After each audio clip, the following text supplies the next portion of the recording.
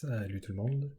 Donc, le chapitre 3 qu'on va commencer à l'instant, c'est sur les manipulations algébriques. En gros, c'est un chapitre sur la factorisation. Il va y avoir 8 vidéos en tout, avec un sujet différent par vidéo. Puis on va conclure le chapitre comme ça. Donc, bonne écoute et n'oubliez pas de faire les exercices. Donc, la factorisation, qui s'écrit comme ça, factorisation. À quoi ça consiste? Ça consiste à décomposer une expression algébrique ou un polynôme, généralement en deux facteurs. Okay? Donc, factorisation, facteur, pour simplifier l'expression algébrique. Les deux facteurs qu'on va trouver vont nous aider à résoudre des problèmes plus facilement. Parce que généralement, les deux facteurs qu'on va trouver vont être des expressions algébriques beaucoup plus petites, beaucoup plus simples que le polynôme de départ. En mathématiques 4TS, on va avoir 5 méthodes de factorisation. C'est celles qui sont écrites sur le tableau. Donc, mise en évidence simple, la plupart des gens, vous l'avez déjà fait ça en 3e secondaire. Ensuite, on a mise en évidence double, différence de carré, trinôme carré parfait, la méthode du produit somme. Finalement, le dernier point sur cette diapo, la simplification de fractions rationnelles, ça va être dans le fond des exercices qui vont combiner toutes les méthodes de factorisation qu'on va avoir vues par avant. Et donc, cette dernière section-là, c'est la plus importante du chapitre, je vous dirais. Là. Sans perdre de temps, allons tout de suite commencer avec la mise en évidence simple qui se trouve à la prochaine diapositive. Donc, les méthodes de factorisation, vous allez devoir vous développer des trucs visuels pour remarquer le plus rapidement possible quelle méthode utiliser. Okay? Parce que vous ne pouvez pas tester chacune des méthodes à tous les polynômes. Il va falloir assez rapidement trouver, ok, je vois ce polynôme-là, d'après moi, ça va se résoudre avec cette méthode-là. La mise en évidence simple, un truc que je pourrais vous donner, habituellement, il va avoir soit deux termes, le polynôme, je parle, soit deux termes, soit trois termes. Ok. Avec la mise en évidence simple, il faut se rappeler un peu la notion de PGCD. Est-ce que vous vous rappelez c'est quoi le PGCD? Je vais juste l'écrire ici. C'est pas l'étape tout de suite, là, mais le PGCD. Est-ce qu'on se rappelle? Est-ce que ça. Ben, vous n'êtes pas là, donc je vais répondre pour vous. Le PGCD, c'est le plus grand commun diviseur. Donc, en gros, ce que ça veut dire, si vous avez deux chiffres, deux nombres, le PGCD, c'est le plus grand nombre ou le plus grand chiffre qui divise les deux nombres, les deux chiffres. Si on se fait un exemple ici, par exemple, si j'ai le chiffre 8 et le nombre 36, c'est quoi le PGCD de ces deux chiffres-là, nombres-là? Je dois regarder c'est quoi le chiffre qui divise 8 et qui divise 36, le plus grand des chiffres qui divise les deux en même temps. Donc ici, je regarde, on va aller quand même rapidement parce que c'est des mathématiques de base. 4, ça, hein? 4 divise 8, 4 divise 36, et c'est le plus grand chiffre qui divise 8 et 36 en même temps. Alors, la première étape pour la mise en évidence simple, ça va être de chercher le PGCD de chacun des termes du polynôme. Okay? Et ensuite, ce PGCD-là, on va le factoriser. Deuxième étape,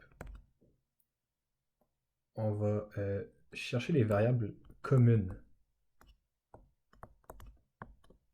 au terme du polynôme. Et donc, variables communes, ce qu'on faisait, c'est les variables qui sont pareilles dans tous les termes du polynôme. Désolé. Maintenant, troisième étape, il faut décider quelle variable on va factoriser. Parce que dans votre polynôme, vous pourriez avoir, par exemple, des x exposant 1, x exposant 2, y exposant 3, y exposant 4, etc. La variable qu'on va factoriser, ou les variables qu'on va factoriser, ça va être toujours les variables avec le plus petit exposant.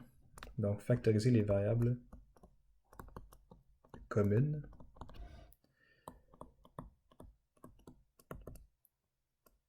ayant le plus petit exposant.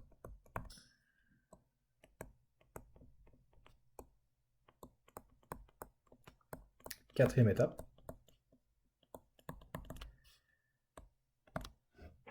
on va créer un terme. Okay, donc, on va créer un terme avec le PGCD et les variables qu'on va avoir factorisées.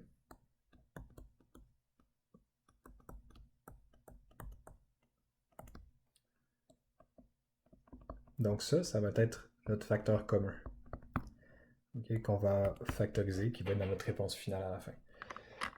Ensuite, dernière étape, on écrit la réponse.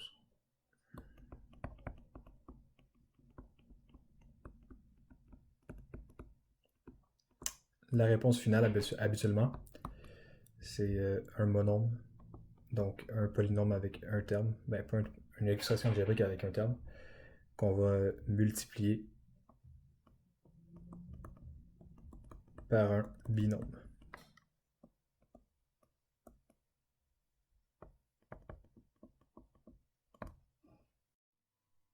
Allons faire un exercice pour se pratiquer avec la mise en évidence simple. Après ça, on va avoir fini cette partie-là du chapitre. Oui, donc, je regarde mon polynôme ici. J'ai trois termes. On va essayer de faire la mise en évidence simple parce qu'on n'a pas d'autre choix. Je ne vous ai pas montré d'autres techniques. Première étape, on va trouver le PGCD.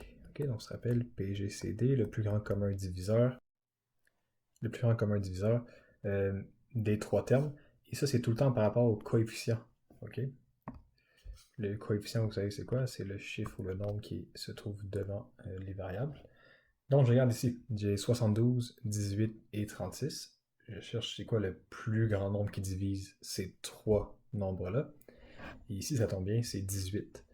Hein? 72 divisé par 18, ça va me donner 4. 18 divisé par 18, ça me donne 1. Et puis 36 divisé par 18, ça va me donner 2. Donc, on vient de trouver le premier terme de notre facteur commun. Okay, ça va être 18. Donc, je vais venir écrire ici facteur commun. On va commencer avec 18.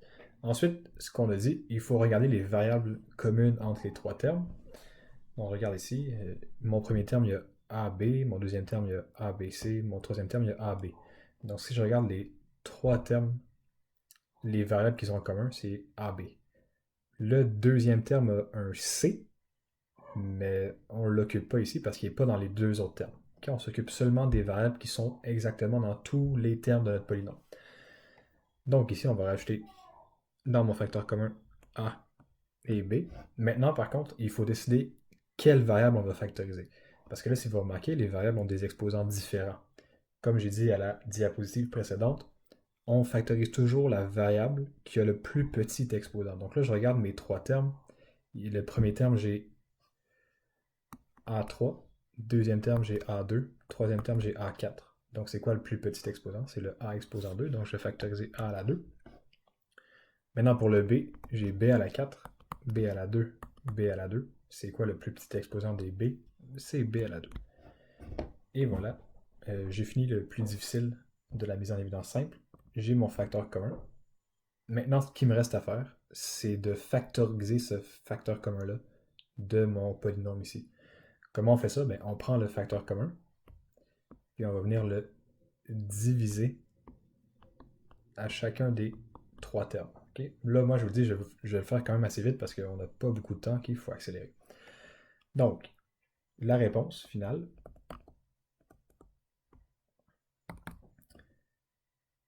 on met notre facteur commun, c'est notre monôme, 18 à la 2, B2.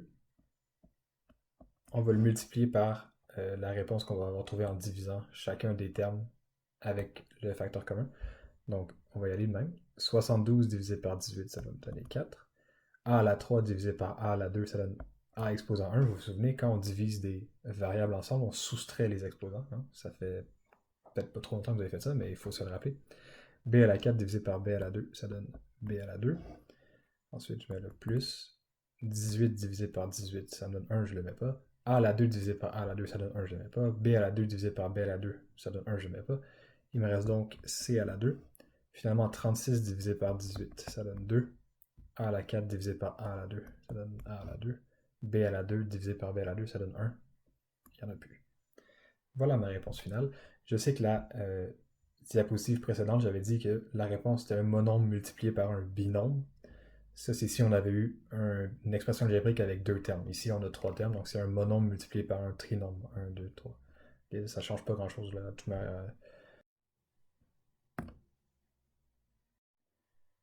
Bon, pour les exercices sur la mise en évidence simple dans votre cahier, euh, cassez-vous pas la tête, là. Il n'y en a pas. Okay, donc c'est fini pour la vidéo sur la mise en évidence simple. Prochaine vidéo va être sur la mise en évidence double. Bonne écoute.